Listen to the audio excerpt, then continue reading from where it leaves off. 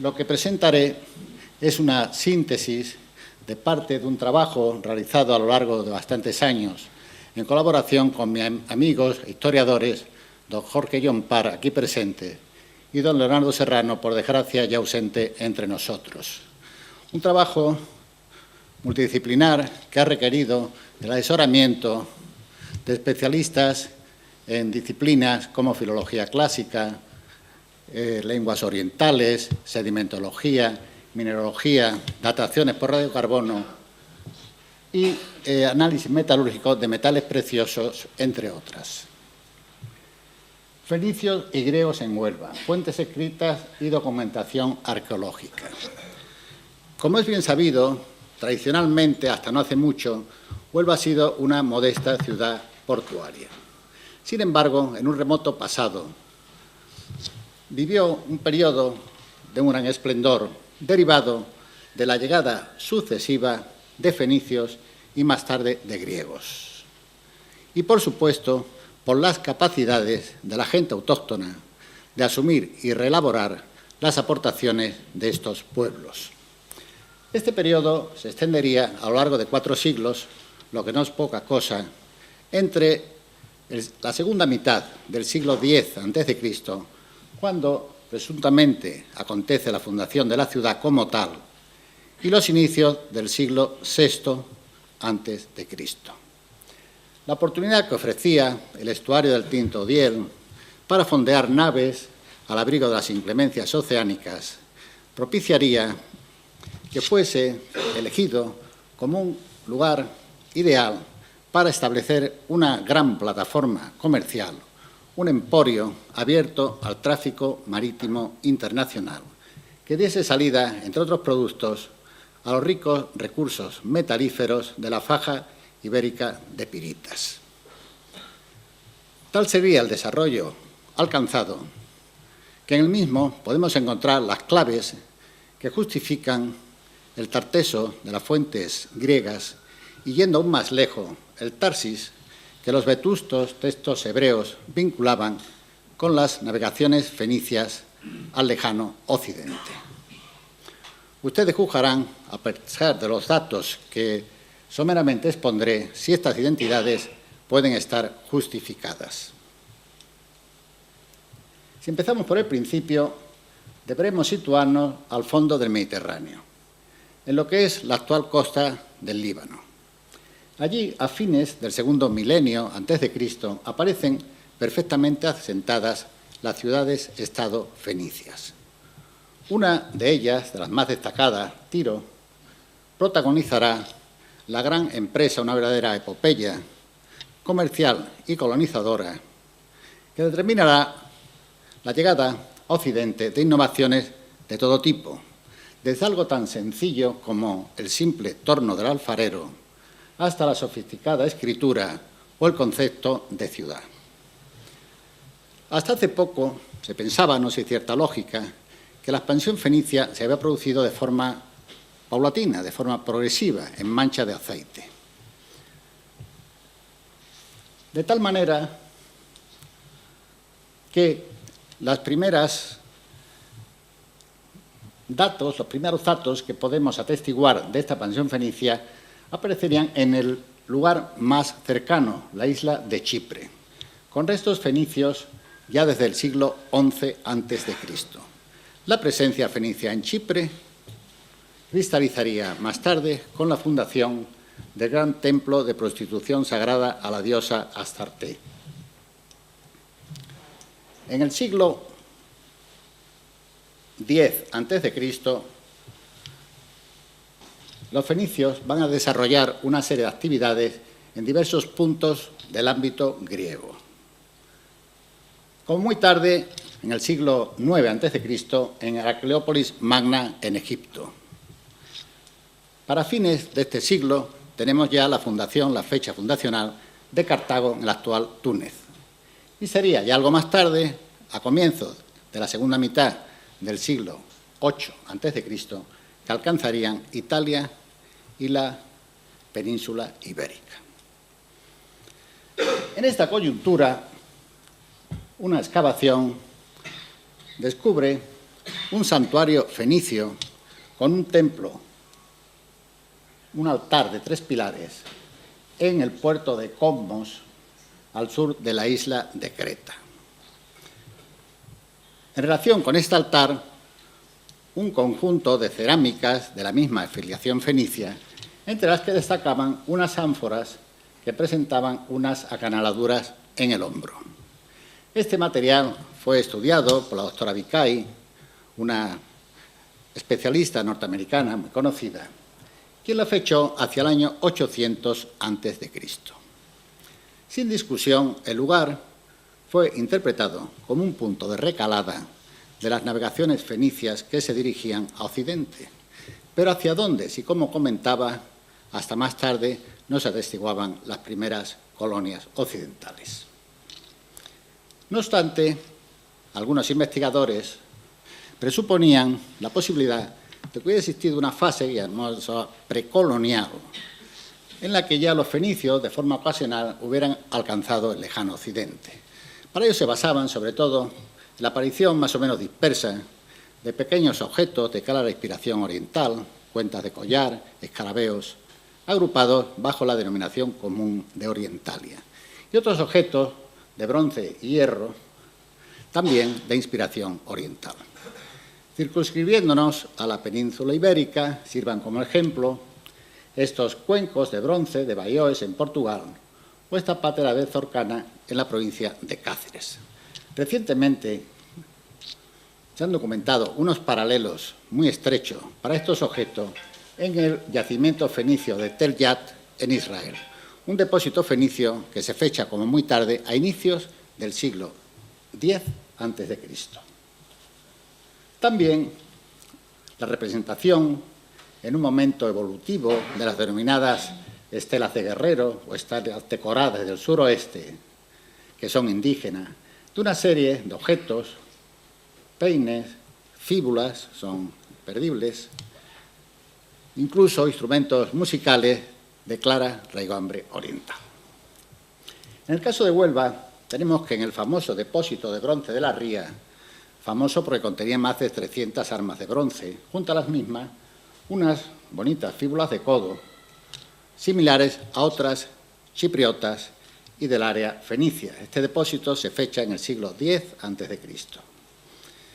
Casi más sugestivo es la documentación en el cabezo de San Pedro de este espléndido muro de sillares sobre un sustrato supuestamente prefenicio. El muro tiene un estrecho paralelo en la ciudad de Tiro. Implicaba no solo la llegada de orientales, sino de especialistas en cantería y de un proyecto arquitectónico que comprendía el traslado de estos sillares de calcarenita, posiblemente desde las canteras de Niebla a unos 30 kilómetros de distancia. Esto es, no era, por supuesto, obra de recién llegados. Llegamos así a la primavera del año 1998, cuando se realiza una excavación en el solar, calle Méndez Núñez 713, Plaza de las Monjas número 12, que va a iluminar definitivamente los movimientos primeros de los fenicios que se dirigían a Occidente. Como venía ocurriendo en todos los solares de la parte baja de la ciudad, el registro arqueológico no pudo acotarse por la aparición de un potentísimo nivel freático. No se puede seguir una excavación bajo 2 o 3 metros de agua manchada de un cieno negruzco. Sin embargo, en este caso, existía un proyecto para la construcción de una plaza de garaje y la empresa constructora, finalizada la excavación regular, procedió a acercar todo el solar con unas pantallas de hormigón para a continuación desecarlo y proceder a la extracción de sus tierras. Momento que aprovechamos para apreciar este estrato gris negruzco que había permanecido a 2 o 3 metros por debajo del nivel freático, en el que de visu se apreciaban los objetos más antiguos de la primera ocupación antrópica. Estos objetos fueron en gran parte recuperados, aun en contexto secundario, de forma bastante selectiva. Pudieron así recuperarse una ingente cantidad de materiales, entre otros decenas de miles de cerámicas, tanto indígenas como de tradición fenicia, a partes más o menos iguales, todas anterior a lo que se suponía antes de los momentos iniciales de la colonización. Por poner algunos ejemplos, platos fenicios, unas cerámicas de gran calidad, denominadas como fine ware, jarros, terracotas como esta en forma de ave, algunos ascos, este en forma de lo que parece un prótomo de perro, son unos recipientes para perfumes y aceites,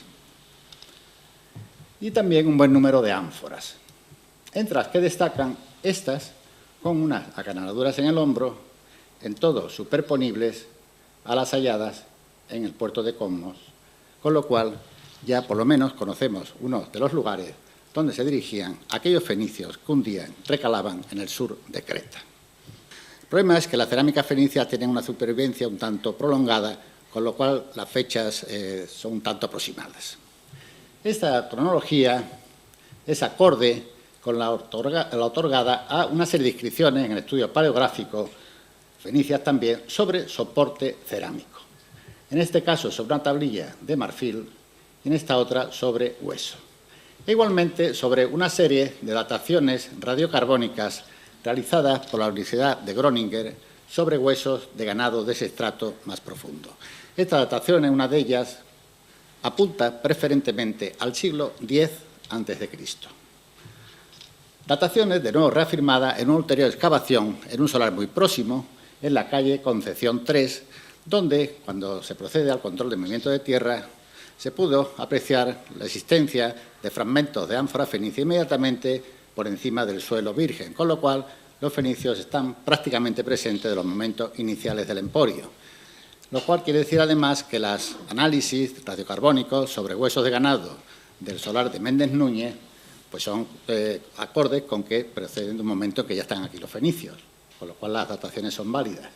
También algunos elementos de Concepción 3, como este fragmento de un jarro de cuello aristado, boca abierta, un fragmento de un jarro de cuello corto, que si aceptamos la evolución cronotipológica de estos jarros, nos puede también situar perfectamente en el siglo X a.C. Junto a la gran cantidad de cerámicas fenicias y de tradición indígena, otros vasos de diversa procedencia, sin duda traídos por los fenicios. Los fenicios eran unos señores que comercializaban todo tipo de cosas, creando enormes dificultades a las investigaciones futuras. En este caso se trata de unos jarritos, fragmentos de jarritos, con una decoración negra sobre roja, black con red, de Chipre. Vasos griegos de periodo geométrico, áticos, sobre todo vasos para beber, cántaros y escifos, unos platos de la isla de Eubea, quizás algunos de las Cícladas, caracterizados por estas decoraciones en semicírculos colgantes. Ánforas de Cartago, de las cuales conservamos los bordes, algunos vasos procedentes de Italia, de la cultura preetrusca, conocida a veces como villanoviana, y un conjunto ya más destacado de vasos de la isla de Cerdeña. Ánforas, conocidas como de Salimbenia, que copian formas fenicias, lo que los italianos llaman vasi a colo, que son unos contenedores, y unos bonitos jarros ascoides, de los que conservamos fragmentos de asa, con estas decoraciones en círculos impresos, en algún caso en espina de pez. Bien, pues estas cerámicas nos informan aproximadamente de los puntos de recalada y de las rutas seguidas por los navegantes fenicios antes de alcanzar Huelva, de manera que los teníamos por Chipre, Creta, Grecia, Península Itálica, en algún caso Cerdeña, en otras ocasiones siguiendo la ruta del norte de África por Cartago. Estas otras cerámicas hechas a mano, de gran calidad, bruñidas, con algunas decoraciones impresas, tienen otra lectura. Proceden de Portugal, plausiblemente del norte de Portugal. Lo que están indicando, porque también se detectaron en los niveles más profundos, es la llegada de gente foránea al emporio, probablemente atraídos por las mejores condiciones de vida. Asumiendo los riesgos de establecer paralelos diferenciados en grandes periodos de tiempo, algo similar debió ocurrir cuando un consorcio británico se hizo de los derechos de explotación de las minas de Río Tinto en 1873. Es una constante histórico-económica que las actividades mineras mueven enormes masas de población. De tal manera que el pueblo de Nerva, que no alcanzaba los 900 habitantes, en menos de 50 años multiplicó su población por 20, alcanzando los 16.000. Pues salvando estas diferencias, es posible que en el yacimiento protohistórico de Huelva, en el Emporio, pasara algo similar. Llegarían gente de diversa procedencia atraídos por las mejores condiciones de vida. Y esto no solo parece quedar atestiguado por esta cerámica, sino por ciertos despoblamientos en la Sierra de Huelva, en Badajoz, en el Alentejo portugués e incluso en el norte de Portugal, en las Beiras central e interior. Junto a la cerámica, restos que nos informan de numerosísimas actividades. Una triple metalurgia de plata, cobre y hierro a través de restos de toberas de fundición y de escorias. Carpintería y ebanistería, con algunas piezas singulares como esta cuchara en forma de pata de cierva, posiblemente de uso ritual. Maderámenes de barcos con el sistema antiguo de fijación mediante espigas. Trabajos sobre huesos y cuernos. Cráneos de bóvidos con los cuernos seccionados para ser reaprovechados. Este interesante fragmento de un cuerno gigantesco se trata de la parte ósea del cuerno. Estaba cubierto por una capa córnea que presentaba esta curiosa acanaladura. El doctor Poplin, del Museo Nacional de Ciencias Naturales de París, se interesó por la pieza, nos introdujo algunas correcciones muy sensatas, y él pensaba que esta acanaladura habría sido hecha con una sierra para extraer la parte que la cubría, la parte córnea, con la cual elaborarían un instrumento musical de enorme tamaño denominado olifante. El cuerno pertenecería a un bos primigenios, el auro, un animal que desapareció. Los últimos especímenes se dieron en los bosques de Polonia en el siglo XVII a.C., y para algunos, el siglo XVII después de Cristo, y para algunos naturalistas es un antecesor de nuestro toro de Lidia. Es interesante que restos similares, también con acanaladura, han aparecido en Almina, en Siria, frecuentado por los fenicios, y en la isla de Mogador, en la costa atlántica de Marruecos. En este caso pueden apreciar perfectamente estas acanaladuras, en este caso 2 acanaladuras. Astrágalos trabajados. El lanzamiento de astrágalos supone un precedente del juego de los dados. Yo recuerdo todavía, cuando era pequeñito, en Huelva, el juego de la tángana, consistía en lanzar un astrágalo. También se utilizaban en las prácticas del arte de la cleromancia o de adivinación del futuro. De hecho, en muchos santuarios antiguos se documentan estos huesos.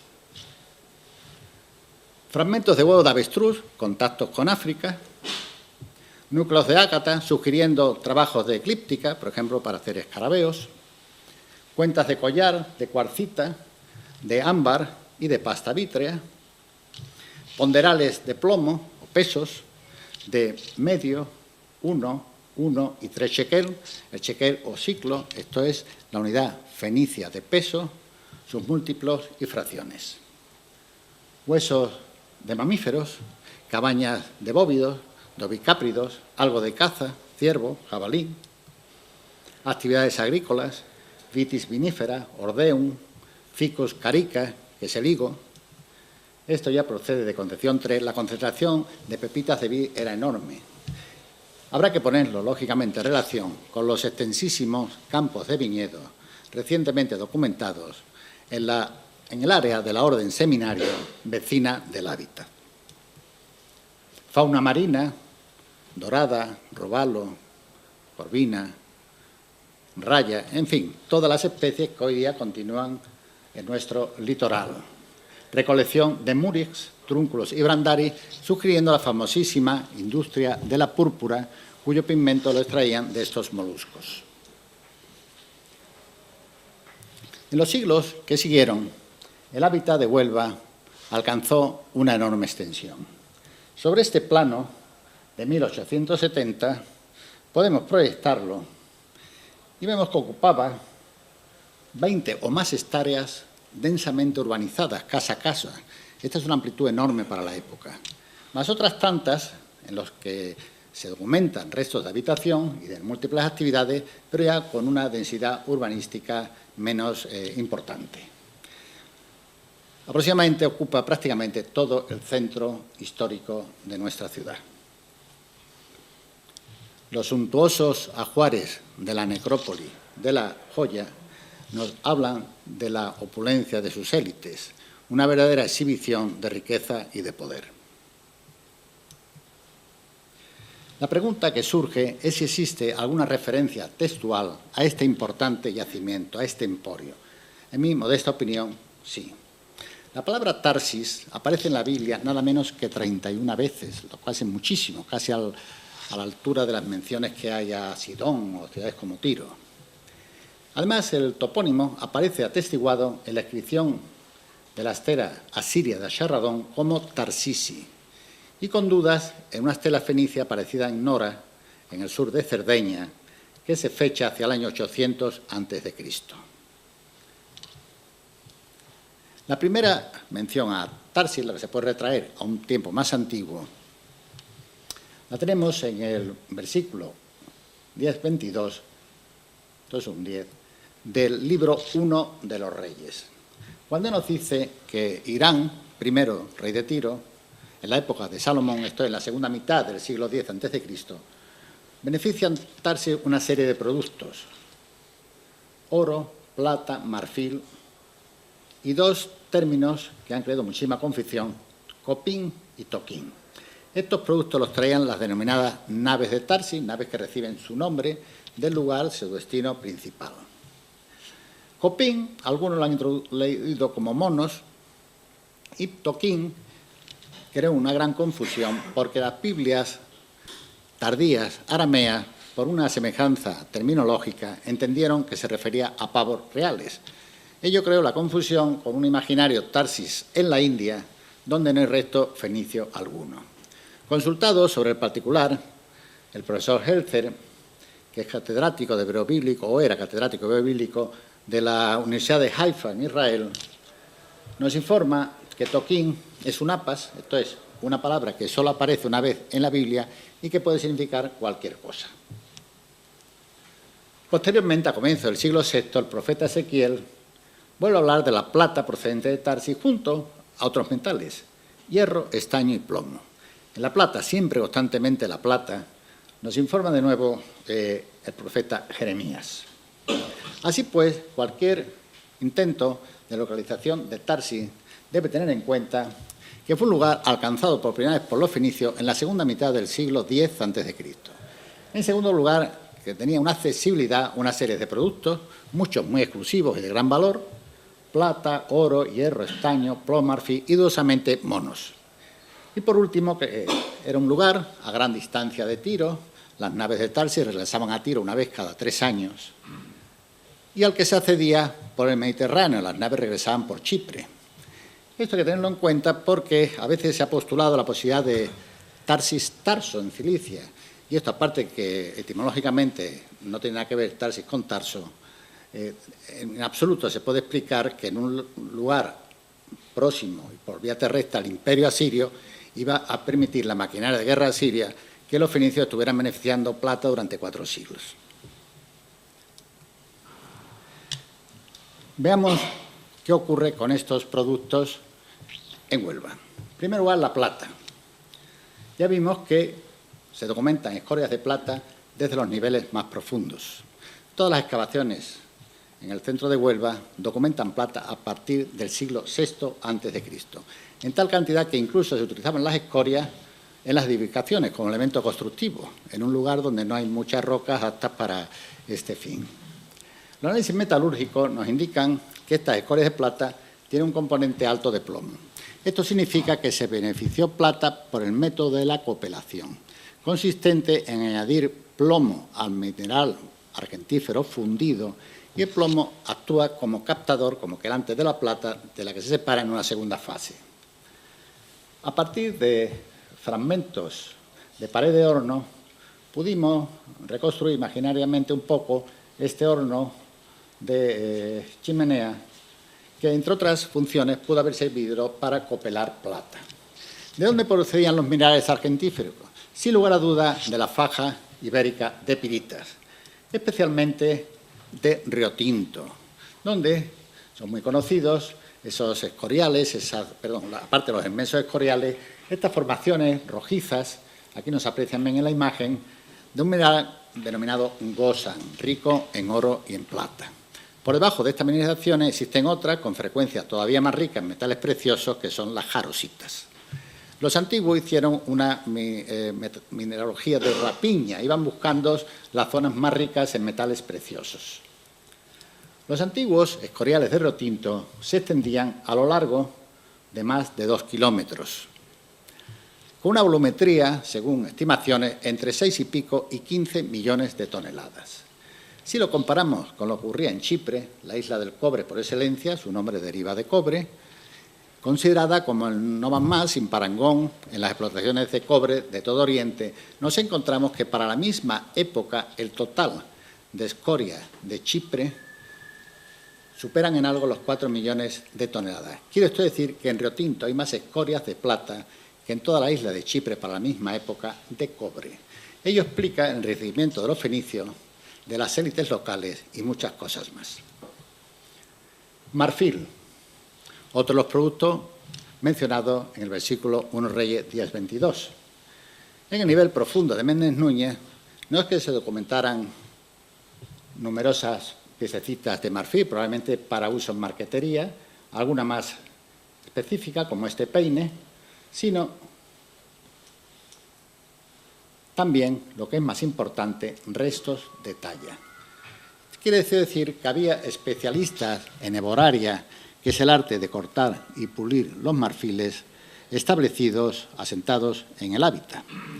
Recientes investigaciones muy especializadas parecen indicar que estos marfiles en realidad no proceden de África, sino de elefantes e hipopótamos asiáticos.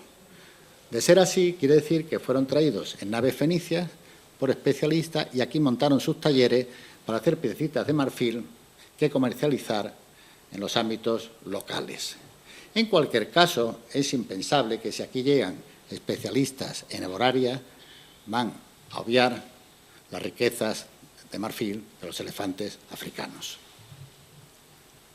En cuanto al oro, el oro no suele dejar rastro metalúrgico alguno, muy difícil.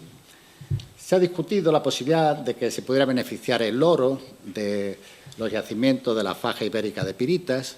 En principio se han alegado ciertas dificultades técnicas, puede ser, pero también hay que considerar que los fenicios, cuando llegaron, junto a las poblaciones locales, fueron a por unas mineralizaciones muy ricas en oro y plata, que hoy día no las tenemos.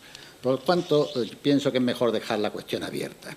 En cualquier caso, sin ningún problema, pudo llegar oro al emporio desde los placeres fluviales de todos los ríos auríferos del oeste de la península. E incluso ya muy hipotéticamente de los ricos yacimientos de Senegal-Níger a través de un comercio transsahariano documentado para un momento posterior.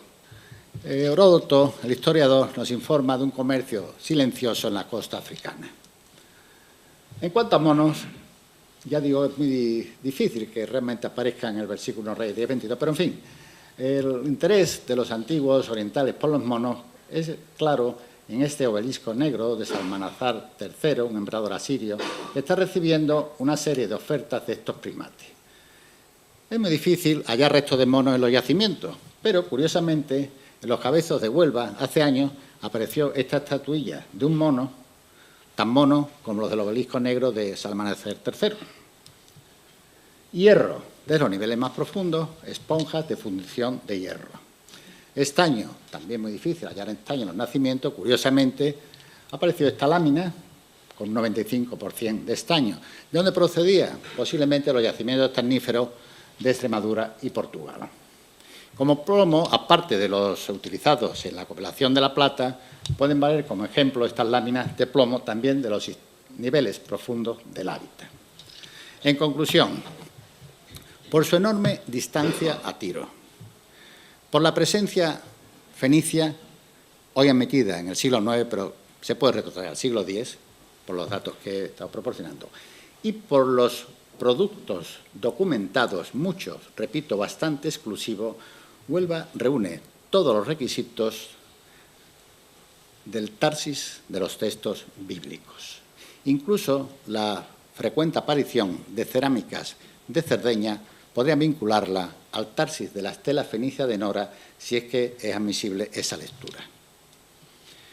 Y ya más rápidamente paso a exponer algunas cuestiones sobre Tarteso.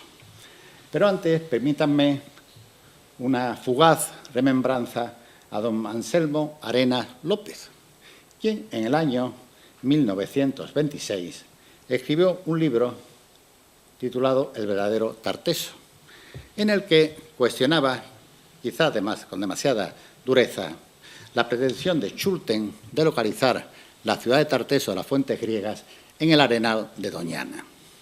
Con gran intuición y un profundo conocimiento de las fuentes escritas, en aquella época no había documento arqueológico alguno, planteó la posibilidad de que se encontrase debajo del subsuelo de Huelva.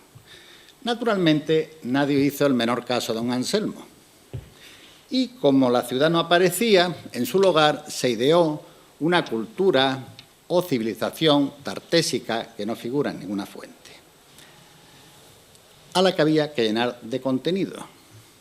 Metodológicamente, operativamente, puede ser válido hablar de una cultura civilización tartésica, siempre para referirse a una cierta documentación material, un conjunto de datos coherentes para las culturas del suroeste. El problema, entre otros, es que muchos de los productos considerados paradigmáticos de esta civilización o cultura son en realidad producciones de orfebres y toreutas fenicios, en muchos casos asentados en la península. Véase, por ejemplo, el famoso tesoro del Carambolo y muchos de los magníficos jarros de bronce de la necrópolis de la Joya y de otras necrópolis orientalizantes. Quizás convendría abandonar un poco los convencionalismos actuales, que si Tarteso es media península ibérica, que si por lo contrario nunca existió y es una ficción de los escritores griegos, esto es que aunque coincidan Heródoto, Herodoro, Hecateo, Éforo y otros, eran una especie de iluminados, unos fantasiosos, que si hay que desestructurar no se sabe qué concepto de Tarteso para reestructurarlo una y otra vez de acuerdo a tal o cual hipótesis. En su lugar, veamos lo que dicen las fuentes griegas y observemos si existe alguna documentación geográfica, arqueológica, que la sustente. Lo primero a considerar es que las fuentes griegas, que tienen un primer origen en el siglo VI a.C., esto es, cuando Tarteso era una realidad en contacto directo con los griegos, denominan a Tarteso ciudad y emporio rico en plata. A inicios de la segunda mitad del siglo VI a.C. se pierde el contacto de los griegos con el lejano occidente y se pierde hasta la conquista romana. Toda esa área pasa a ser terra incógnita, lo dicen ellos. Píndaro, por ejemplo, el poeta que ha nacido a fines del VI, el propio Heródoto cuando habla de su época. Con la conquista romana es interesante que los geógrafos, historiadores, en este caso no solo griegos, sino también romanos, mantienen muy vivo el recuerdo de Tarteso. El problema es que plantea una serie de localizaciones imposibles, sin documentación, sin base alguna. Quiere decir que la memoria histórica de la ubicación de la ciudad se había perdido. Por consiguiente, las únicas fuentes válidas son aquellas que se retrotraen al siglo VI a.C. Otra consideración es que estas fuentes nos son transmitidas en su mayor parte por geógrafos e historiadores que nacieron en lo que se denomina Grecia del Este o Grecia Oriental. Es decir, en el lugar de donde procedían los jonios que navegaban a Tarteso. Por consiguiente, tuvieron un acceso directo a las antiguas fuentes. Incluso en algún caso, por su edad, pudieron conocer a algún navegante que en su juventud había navegado en Tarteso o sus inmediatos descendientes. Si empezamos por Heródoto, el famoso historiador nacido en Halicarnaso, Heródoto relata el famoso viaje de Coleo de Samos. Impelido por el viento Apeliota, que es un temporal de levante, el nauclero Coleo de la isla de Samos, un nauclero, un propietario de una nave mercante, atravesó las columnas de Heracles, el estrecho de Gibraltar, y arribó al emporio de Tarteso, donde hizo fortuna. El viaje se fecha hacia el año 630 a.C., porque coincide en el texto con la fundación de la colonia griega de Cirene, en el norte de África, en la actual Libia. Es muy interesante que cuando Coleo arriba a Tarteso ya es un emporio, ya está fundado, y que otro emporio al oeste de las columnas para que Coleo haga una fortuna teníamos, sino el que hemos estado hablando, el yacimiento protohistórico de Huelva, el gran emporio, posiblemente el Tarsis de las fuentes hebreas o hebreofenicias. La identificación, la ecuación Tarsis-Tarteso viene ya de muy antiguo. Ya en el Renacimiento se planteó repetidas veces, cuando existió un gran interés por las fuentes grecolatinas y por los textos bíblicos. Sin embargo, faltaban documentos en que sustentar esta identidad. Éforo, hacia el año 400, nacido en Cuma, también en Grecia Oriental, fue autor nada menos que de una historia universal de 29 volúmenes. Tuvo desde luego acceso a todas las fuentes jonias. Su hijo escribía el último volumen, el 30. A través del pseudosigno sabemos que Éforo ubica lo que él llama ciudad rica en plata de Tarteso a 2 días de navegación al oeste de Gadira, de navegación exclusivamente diurna. Este tiempo puede ser adecuado para una nave de carga, teniendo sobre todo en cuenta que va a contar habitualmente con el viento de poniente en contra. Pero la información más detallada la proporciona el poema Hora Marítima, muy discutido, de Abieno, un poeta romano del siglo IV después de Cristo. Este poema incluye lo que se ha venido denominando un pasaje tartésico, que la mayoría de los críticos fechan en el siglo VI a.C. Algunos de los accidentes que menciona probablemente son imposibles de localizar. Abieno también introduce algunas interpolaciones, pero en la esencia hay datos muy concretos. Por ejemplo, el pasaje tartésico de Hora Marítima sitúa el litoral de los Tartesios a 4 días de difícil camino terrestre desde el Golfo de Lisboa y a 5 de Malaca. Considerando que para llegar a Málaga hay que atravesar una cordillera, estas distancias, estas coordenadas, nos sitúan en el litoral onubense, ni más al este ni más al oeste. De gran interés es la descripción que hace del río homónimo de la ciudad, el río Tarteso. Habitualmente confundido con el Guadalquivir por Schulten y otros autores, ocasionando lecturas geográficas imposibles. El río Tarteso corresponde al río Tinto. Dice así: el río Tarteso, que fluye del lago Ligustino.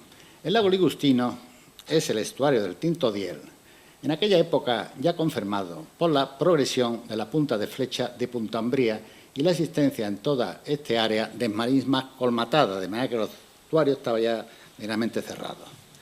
Imposible situarlo en la desembocadura del Guadalquivir, pues entonces se producía en un amplio golfo con una embocadura al océano de más de 20 kilómetros, que nada recuerda a un lago. Entonces, si el río Tarteso lo identificamos con el Tinto, ¿cuál sería el Guadalquivir? Hora Marítima, a continuación del Tarteso y hacia Levante, va a citar al Vesilo. Ya don Anselmo Moreno apreció que de Vesilo a Betis, que es el nombre romano del Guadalquivir, pues bueno, hay un paso que se puede admitir.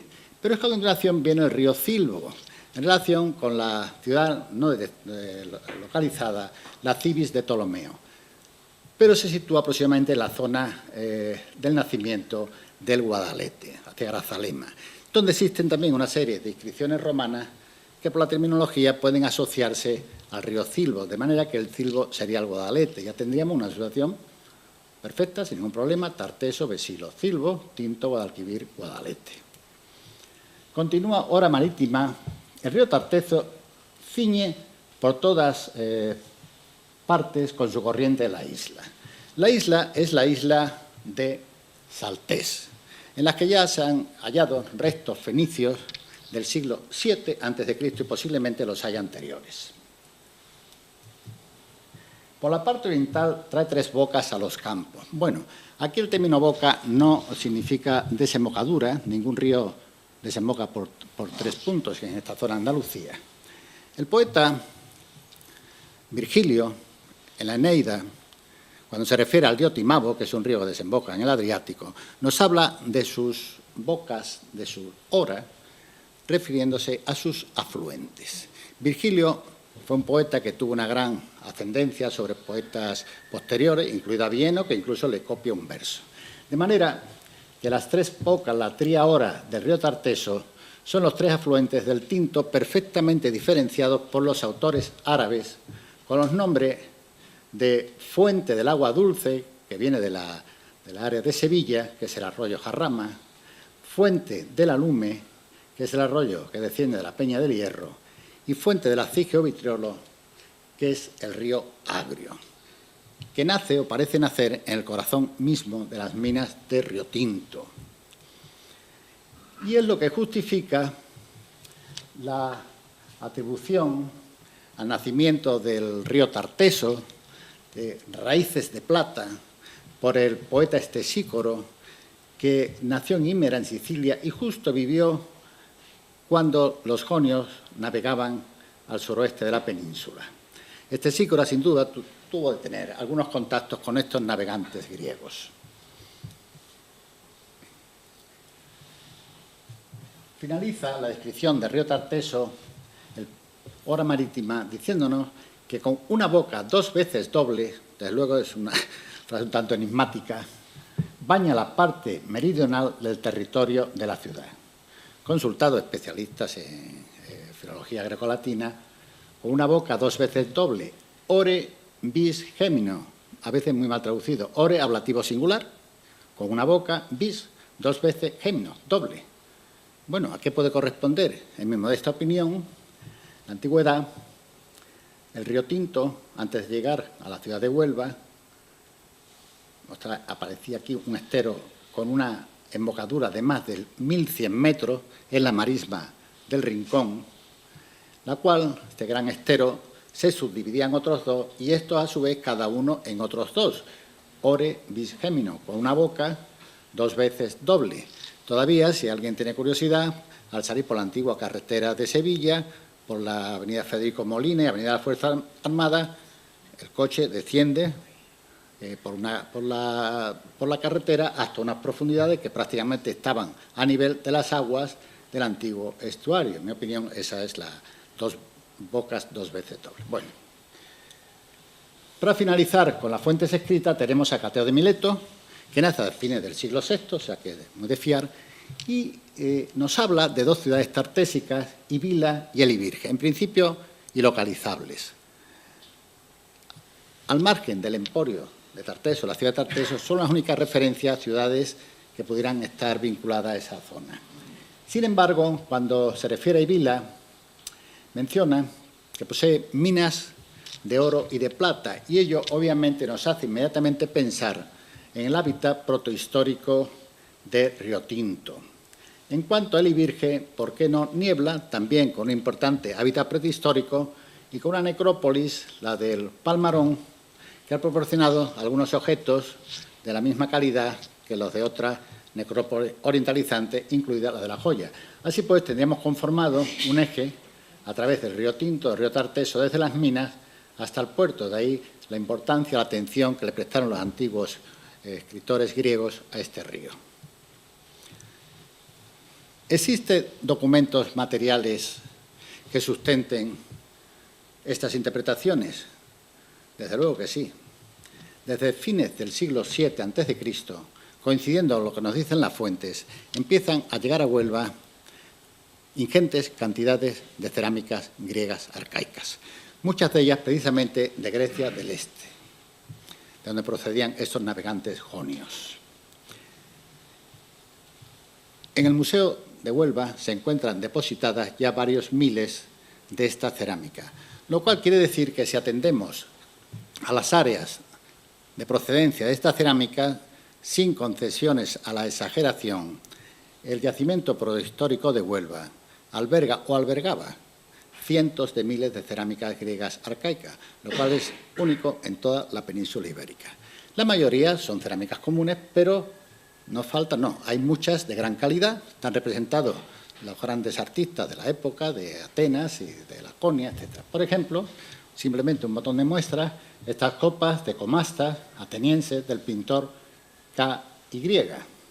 Los comastas eran danzantes, alegres bailarines, que animaban el simposium, el banquete griego. O, por poner un segundo ejemplo, estas cerámicas de figuras negras de gran calidad, muchas de ellas de diversa procedencia.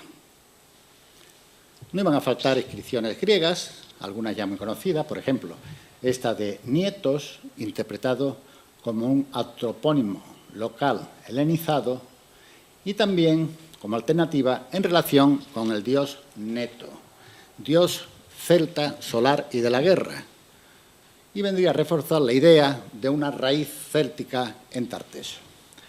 Dedicatorias a las divinidades griegas, a Heracles, a Nike, la diosa de la victoria, a Hestia, la diosa del fuego sagrado del hogar.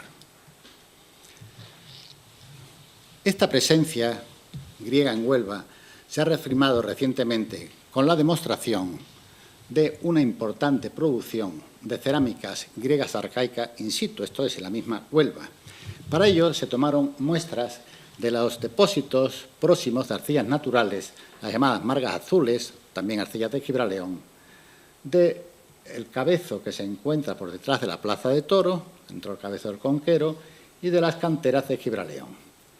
Y se analizaron también muestras cerámicas de dos grandes grupos, unas cerámicas caracterizadas por una pasta verdosa amarillenta y otras por unos engobes rojos. Estos análisis se realizaron en laboratorios que se llaman laboratorios UpLabs, que están en el Canadá, que están acreditados a nivel internacional.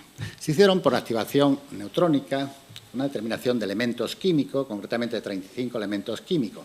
Los resultados nos demuestran que prácticamente eran idénticas la composición de las pastas cerámicas que las de los depósitos naturales, con lo cual, sin ninguna duda, fueron manufacturadas en la propia ciudad de Huelva, lo cual no es de extrañar habida la presencia griega.